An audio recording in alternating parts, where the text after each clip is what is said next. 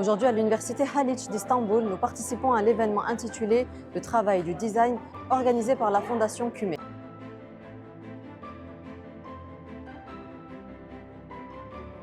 Dans le cadre de l'événement, le design a été abordé à travers les notions de temps, d'espace, de flux et de mode. Étudiants, universitaires et professionnels de différents horizons se sont réunis sur une même plateforme. Cette rencontre a montré que le design ne se limite pas à l'esthétique, c'est un processus global qui influence la vie quotidienne et les modes de pensée.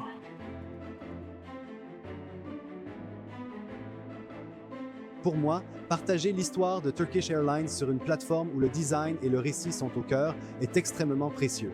Aujourd'hui, nous parlons d'un écosystème dans lequel, au-delà de l'expérience elle-même, les histoires et le design créent, en interaction avec cette expérience, une valeur considérable.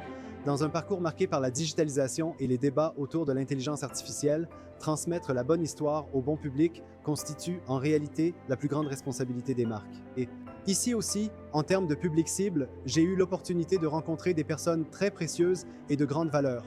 Être entouré de personnes qui accordent une réelle importance au design et au récit a été extrêmement enrichissant. J'ai véritablement eu l'occasion d'apprendre de nouvelles choses. Ce travail a été pour moi à la fois très enrichissant et formateur. La Fondation Cume mène diverses activités autour du design. Elle en a fait une priorité, un axe central de son agenda, car Cume cherche avant tout des solutions aux problèmes de l'humanité. Depuis l'existence même de l'être humain, sa vie quotidienne, son environnement, la voiture qu'il utilise, l'outil qu'il tient à la main, jusqu'à la publicité qu'il rencontre ou au film et à la série qu'il regarde, tout ce qui nous vient à l'esprit se présente, d'une manière ou d'une autre, comme un produit du design. Ce que je voulais faire ici, c'était quoi? J'ai travaillé avec la Fondation Cumet, j'ai produit cet espace pour eux.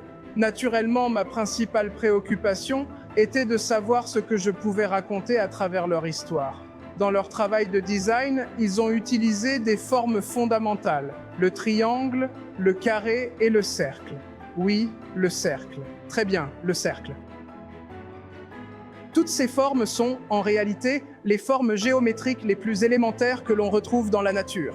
En tant que symbole, elles portent de nombreuses significations différentes. Sur le plan mathématique aussi, elles ont de multiples interprétations.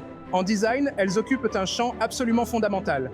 Personnellement, je ne peux pas concevoir un design sans cercle, sans carré, sans triangle.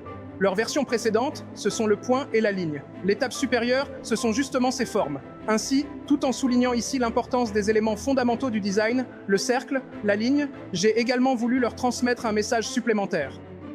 Le design ne doit pas toujours intervenir sur nous. Nous devons aussi pouvoir intervenir sur le design. C'est dans cet esprit que j'ai conçu une telle interaction. Les personnes pouvaient venir agir avec leur propre corps sur les éléments fondamentaux du design et les transformer.